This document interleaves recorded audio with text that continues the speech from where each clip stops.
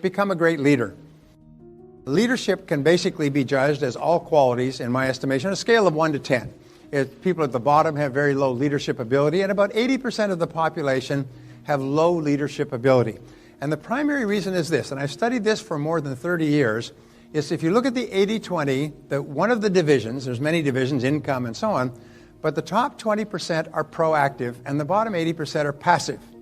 They're constantly waiting for someone to come along and get them cranked up. So my friend Jim Rohn says, if you're waiting for someone to come along, what if they don't show up? And many people are waiting their whole lives. They've got an excuse, they've got a reason. I'm not doing this, I'm waiting till then, I'll do it when this happens. They have what is called a when-then mentality. When this happens, then I'll take action. When I get ahead, or I get some money, or I get a guarantee, or something, then I'll take action. But leaders are proactive. And the interesting thing about leadership is not position, leadership is action. Is a person who acts like a leader is a leader that minute. So a person can go from being a passive person, a follower, to being a leader in one instant. All you have to do is begin to act like a leader. You think like a leader and act like a leader. And I want to give you some of these ideas. Okay, so number one, we say your personal leadership ability is the major limit on what you can achieve. Because what you do is you set a goal and you make a plan and you work on that goal every single day. That's pure leadership.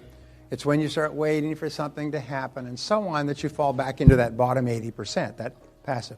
By the way, active versus passive is the major sociological economic division in our society today and probably worldwide.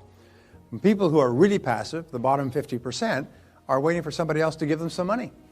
That's all. Is they're not willing to work for it themselves or save or suffer or sacrifice. They want somebody else to give them money. And if you go to an auction, if 50% of the population says we want some free money, you're going to trigger enough politicians to say, if you vote for me, I'll give you free money. I'll take it from him and give it to you. There's a rule that says, and I won't talk about politics anymore, but there's a rule that says he who promises to rob Peter to pay Paul will always have the support of Paul. And that's all you need to know about modern politics is people promising to rob Peter to pay Paul. Only if you're the Peter, you don't want your money taken away. And if you're the Paul, you're all in favor. Hey, go get them. Go get those millionaires and billionaires. Millionaires and billionaires. Okay. So now we say that to become a great leader, number one, leadership is the most important factor for business success. When a team is in trouble, they don't fire the players, they change the coach. When a company's in trouble, they don't fire the staff, they bring in a new leader. A new leader can transform an organization. Number two is leadership is the ability to get results. Leadership means you get the results that are expected of you. You get the results for which you are responsible. You get the results that you have committed to get. If you start your own business, the results you've committed to getting are making sales and generating profits to provide for yourself and your family and so on and so forth. So results are the key. So like a semicolon or a colon, there's a one-to-one between leadership and results. And you can be a leader without followers. You can be a leader in an organization. All the people in my company, by the way, are leaders. It's the most amazing darn thing. Every one of them is committed to getting results and requires virtually no supervision. They just require being pointed in that direction. And so you can be a leader without followers. You don't have to have a team to be a leader. As long as you're getting results, you're a leader. Third is leaders have a clear vision of the future. This is a mark of leadership is the top 10% of people have a very clear idea of where they're going. They have clear goals and clear plans that they're working on. Non-leaders follow the leaders. In fact, as Drucker said, that leaders think about the future. No one else is tasked with that responsibility. Finally, a vision is an ideal future picture of the way you want your company to appear 5 years or 10 years from now. It's something that can cause people to give their dedication, their loyalty, their commitment. People can dedicate their lives, their talents, their abilities, their intelligence. And a vision also helps the company decide what they should be doing more of, what they should be doing less of, what is consistent with their philosophy and their values, and what is not. So it's very important that individuals and organizations sit down and think through what the vision should be. The greatest weakness that we have as individuals, which filters into our organizations, is that we sell ourselves short. We settle for less than we are capable of. We tend to compromise even in advance. And so the establishment of a vision begins with your imagining no limitations on what you could be sometime in the future. Decide what's right before you decide what's possible. Imagine that you're in the process of creating the finest organization in the world, that this organization would be recognized far and wide as the finest company or organization of its kind that's ever been created. So project yourself forward 5 or 10 years. Imagine that your company is now perfect in every respect. It is world class. It is respected by everybody in the industry. It has the finest people, products, processes, and services. What would it look like? What would it stand for? What would people say about it? If people were to come into the company, how would they describe it? And just allow yourself to play with this idea. This is called blue sky thinking, and it's practiced by all peak performing executives. They allow themselves to dream and to visualize what the very ideal would be, and then they come back from the future to the present day, and they think, what could we begin to do right now? What steps could we implement? What processes could we commence in order to begin moving step by step to where we want to be sometime in the future? And finally, leaders have the courage to take action with no guarantee of success. Now, I could talk more about this, but here's an interesting discovery I came across. I read on the subject all the time, is leaders expect to fail over and over again. They expect to fail. They don't like it. They don't want it. They avoid it if they possibly can, but they know it is an inevitable part of moving forward is you're going to fall on your face. You're going to make mistakes. You're going to lose time, lose money. Product services won't work. People that you hire won't work out. Markets you go into, advertising you do. A lot of things won't work. The process of business success is a very sloppy system. There's a lot of failure involved, but they're willing to take it. They're willing to take the pain in pursuit of success. And remember that you'll find that successful people fail far more than unsuccessful people. Unsuccessful people are so preoccupied with not taking risks that if they do fail, it's at a very low level. Successful people hate the failure and they don't like the risk, but they take it anyway because that's the price. So therefore, when you have a situation where you have to take a risk, do everything possible to mitigate your risk. Interesting discovery, successful entrepreneurs are not risk seekers. You know, when the politicians who have never been in business say, well, they should be willing to take risks and they should, reach out and they should risk their money and so on. No. Successful business people are risk avoiders. They are very clever risk avoiders in pursuit of profit. They're not out there throwing their money around like gamblers in Las Vegas. They are very careful with their money. I know lots of self-made multi-millionaire entrepreneurs started with nothing.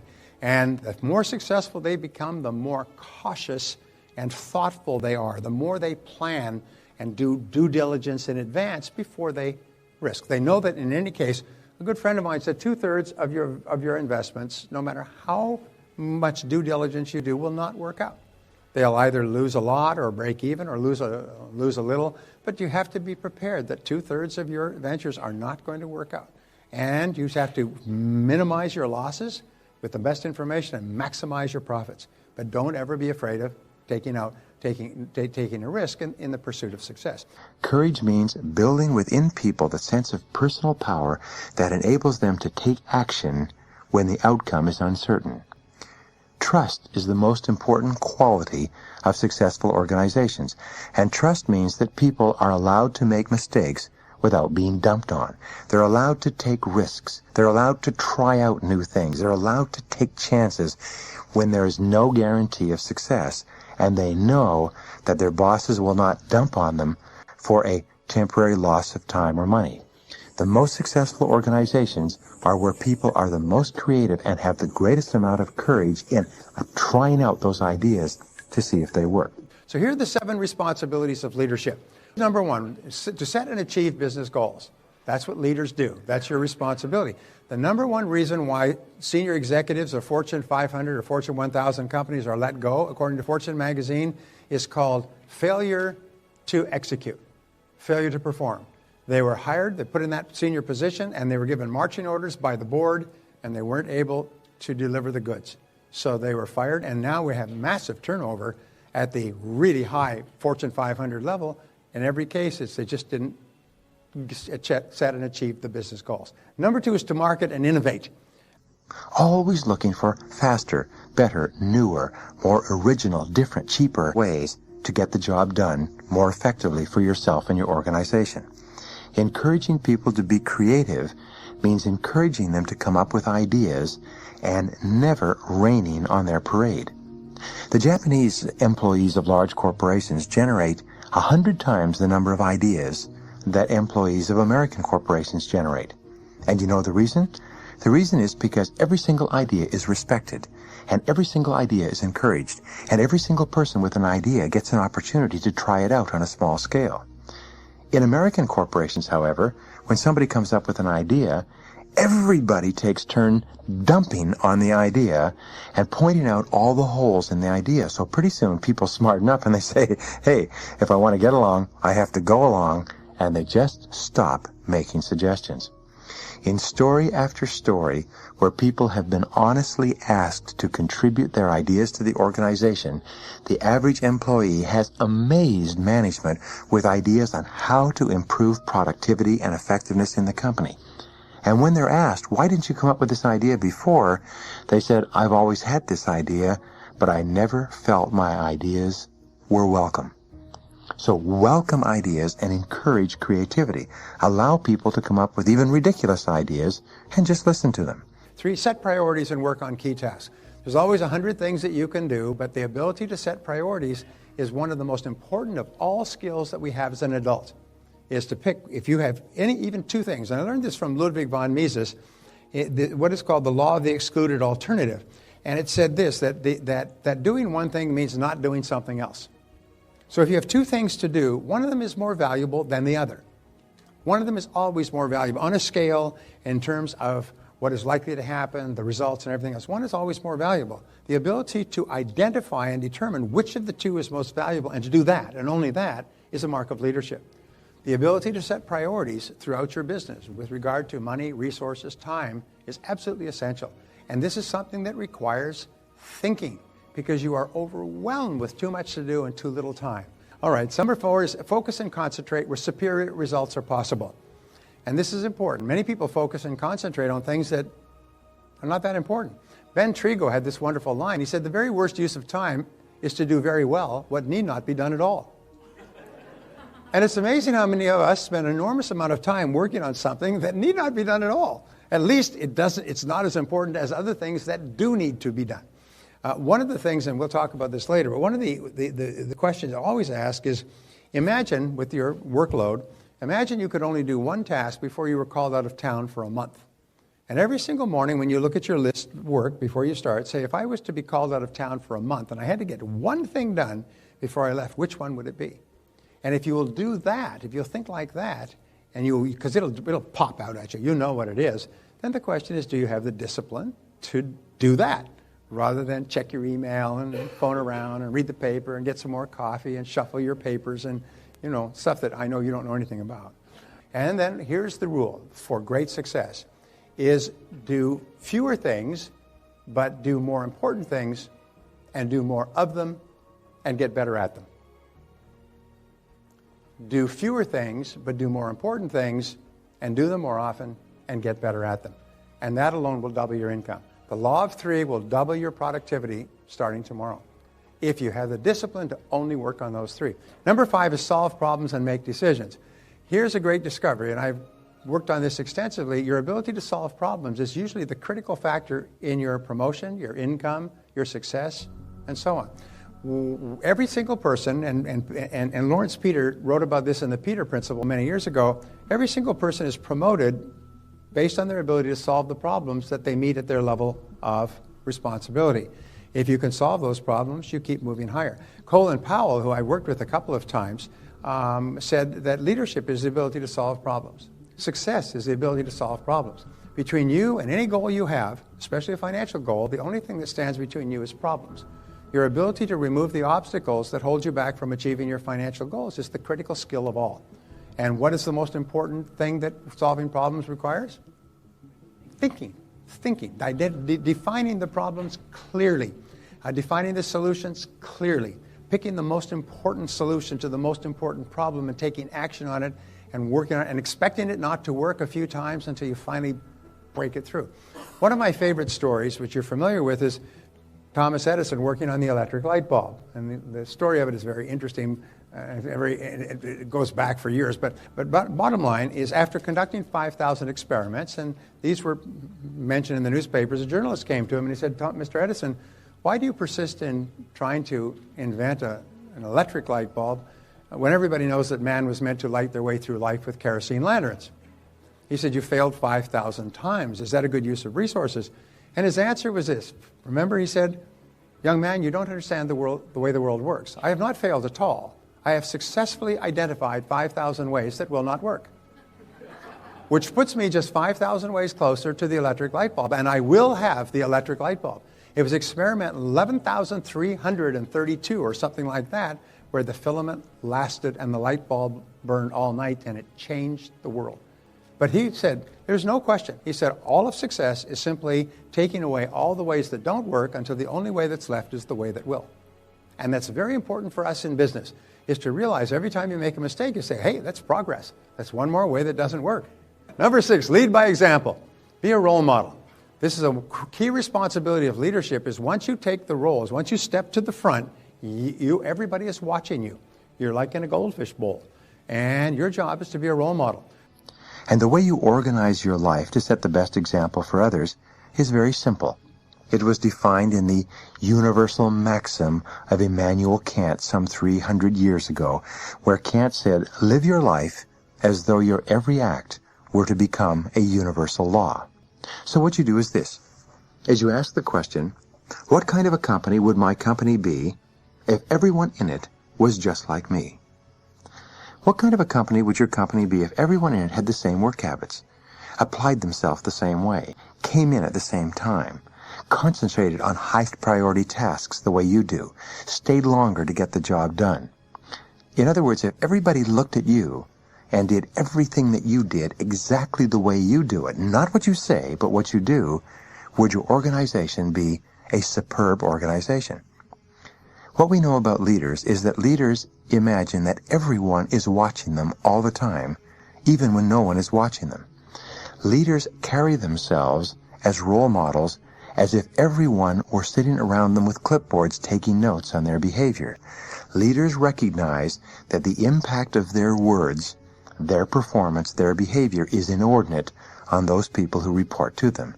And as a leader, if you set high standards for yourself, you will be, by extension, setting high standards for others. So therefore, you always set the standard. Remember, everybody watches you. You're the standard bearer. You know, if you have children, what they found in psychology is that children are more influenced by your example than by anything else that you do or say. Well, anything else that you say. You can give them less lectures all the time, but in the final analysis, what they absorb is your example. They watch your example, and that becomes their template for the way you're supposed to behave as an adult. And many of us are still behaving as adults today based on the way our parents were when we identified with them when we were young, for better or for worse, by the way. Number 7 is perform and get results. In the final analysis, leadership is the ability to perform and get results. So always ask, what results are expected of me? In other words, what are the most important results that you are expected to get? Second of all is, what can you, and this is one of the greatest of all questions to keep you on track, is what can you and only you do that, if done well, can make a real difference? Every minute, every hour of every day, there's an answer to this question. And that is what you should be doing at that time. And sometimes it's a decision you need to make, or a customer you need to call, or a sales plan you need to initiate. But there's always something that you and only you can do. If you don't do it, nobody else will do it. But if you do it and you do it well, it can make a real difference. This is where you need to focus your limited time and energy. And finally, you ask this great question, what is the most valuable use of your time right now? And you go through your day with this question like a mantra in the back of your mind. What is the most valuable use of my time right now? And whatever you're doing, if it's not the most valuable use, stop doing it and start doing what is. This takes tremendous discipline, but as Goethe said, everything is hard before it's easy. So habits, good habits, are hard to form, but then they become automatic and easy. And the most important of all habits to form is the habit of working on the most valuable thing you can possibly be doing.